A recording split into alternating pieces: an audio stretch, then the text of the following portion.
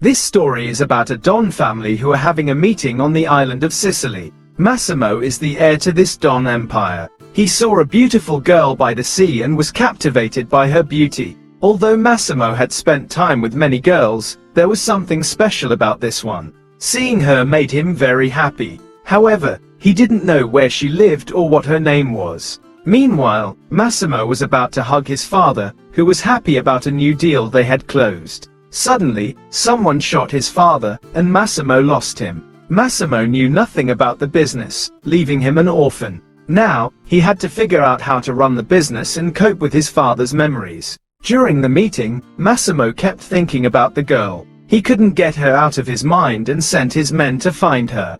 5 years passed, and Massimo had taken over the empire, gradually learning the ropes. However, he couldn't forget the girl and continued to search for her, but she was nowhere to be found. The girl Massimo was looking for was named Laura. Now, we see Laura living with her boyfriend, Martin, but she's unhappy. Laura has a friend named Olga. One day, when Olga, Martin, and Laura were together, Laura argued with Martin and stormed off. At that moment, Massimo arrived, having discovered where Laura lived and went. He kidnapped her. When Laura woke up, she found herself in a stranger's house, confused. As she tried to leave, Massimo appeared. Laura asked him who he was and why he kidnapped her. He said he would answer all her questions after she had breakfast, but she refused and tried to escape. Despite her attempts, she couldn't get away, and Massimo grabbed her, telling her his story. He explained that he had seen her 5 years ago and had been searching for her ever since, as her face was always in his mind.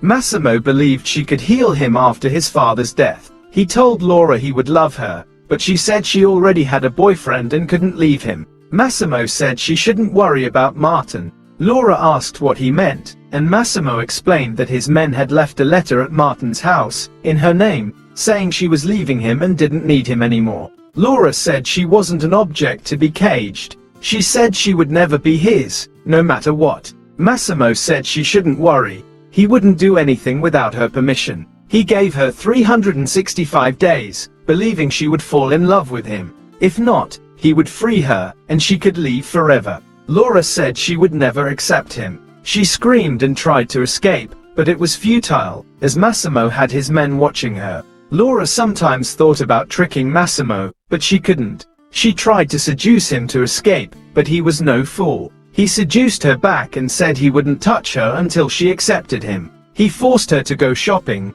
buying her expensive clothes and taking her to different islands, but her heart didn't melt. Later, Laura wore revealing clothes to a party, which Massimo disapproved of. She did it to provoke him and danced with another man. However, the man was from a rival gang and tried to force himself on her. Massimo intervened, beat the man, and took Laura away. The next morning, Dominic advised Massimo not to escalate the feud, as it would harm their business. Dominic, who was Massimo's father's advisor, said Massimo had lost his father and would lose everything if he continued. Laura overheard them and said it was her fault and Massimo should let her go. They argued, and Laura fell into the water. Massimo jumped in to save her and brought her onto the boat. When Laura woke up, Massimo was there. She accepted him, and they fell in love, living together and enjoying each other's company. Laura started to like Massimo. He proposed marriage, and she accepted. He said she could meet her family, which made her happy.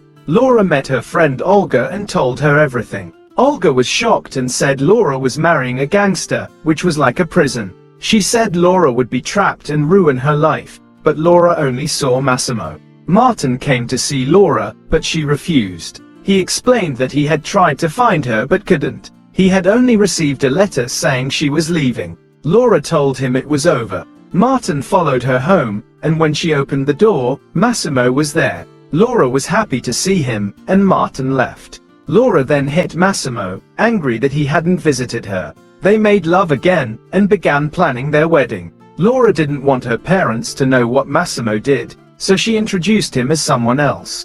They returned to their island and made love by the sea. Laura invited Olga to her wedding. She told Olga she was pregnant and wanted to surprise Massimo. They went shopping, and Dominic learned that Massimo's enemies were planning to kill Laura as revenge. He informed Massimo. Later, Laura's car went under a bridge and didn't come out the other side. The gangsters had killed her inside the bridge. Massimo fell to his knees and cried, thinking about Laura. The movie ends there.